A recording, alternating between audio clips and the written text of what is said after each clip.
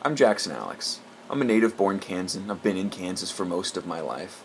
This project, Celebrating Kansas Voices, is all about the history of Kansas. It's all about how Kansas will be remembered by other states and by new Kansans that are born here or ones that move here. Now, people really like to focus on the big events when they think about the history of anything.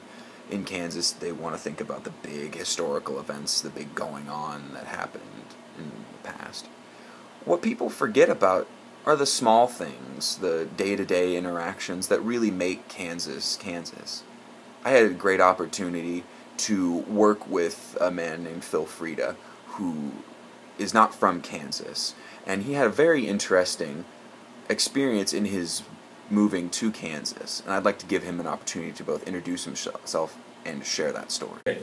Hi, my name's Phil Frieda. I'm from Philadelphia, Pennsylvania, so if you can't remember my name, it's really easy. I'm Phil from Philly. So I moved to Kansas because I wanted to pursue my PhD. I completed my master's degree at St. Joseph's University in Philadelphia, and I did my undergrad at Penn State.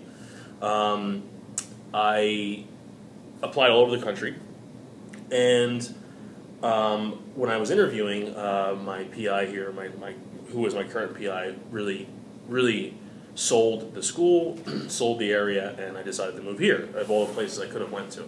And when I first moved here, one of the things I noticed is that people talk to you, like, randomly. Like, strangers will come up and talk to you and say, hey, how's your day going, and things like that. That's not really common where I'm from. Inner city Philadelphia, strangers don't really talk to each other. So that's something that was really strange for me. But one person in particular, a fellow student, a non-traditional student who was graduated with his bachelor's degree a few years ago and did a career in the U.S. Army as an artilleryman, he invited me into his home multiple times for dinner. And I said, yeah, sure, I'll come over for dinner. And he invited me into his home with his family and his wife and his children and his grandchildren, and I would have dinner there every once in a while.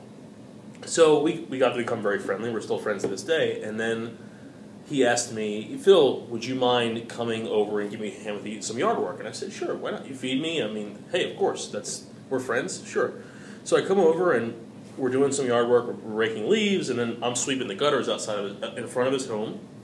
And I turn to look, and this car, like a Honda, I think it was an older model Honda Accord black sedan, comes down the street.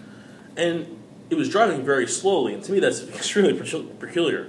So, and it was like kind of creeping down the street, and to me, my Philly instincts, my inner city instincts is like, okay, what does this guy want? This is kind of like, so I have the rake in my hand, just kind of like, what's going to happen? And so this car gets closer and closer, and I get more awkward. Meanwhile, JR, my friend, is watching me from a distance, and the window rolls down, and this lady must have been 80 or 90 years old, and she asked me if I'm having a nice day and if I'm working too hard. And I, like, stupefied look at their face, and I say, yes, ma'am, I'm having a nice day, and no, I'm not working too hard. And then she drives off, and I'll turn my head and look at my friend JR, and he says, you can't take the boy out of the city. You can take the city out of the boy, but you can take the boy out of the city, but you can't take the city out of the boy. Sorry, that was really hard to say. But he's right. But slowly but surely, being in Kansas, I've noticed that no one really has an ulterior motive to being nice. They're just nice. So, To some people, Phil's story might seem insignificant. It's too small to matter. But I think it really speaks to what Kansas is really about. When you think back to your childhood, sometimes you don't even remember what you were doing somewhere, why you were there, who was there. All you really remember about it is how it made you feel. And when you're in Kansas, you feel like everyone's your neighbor. Everywhere you go, you're home. And that, I think, is really, in Kansas, what's worth celebrating.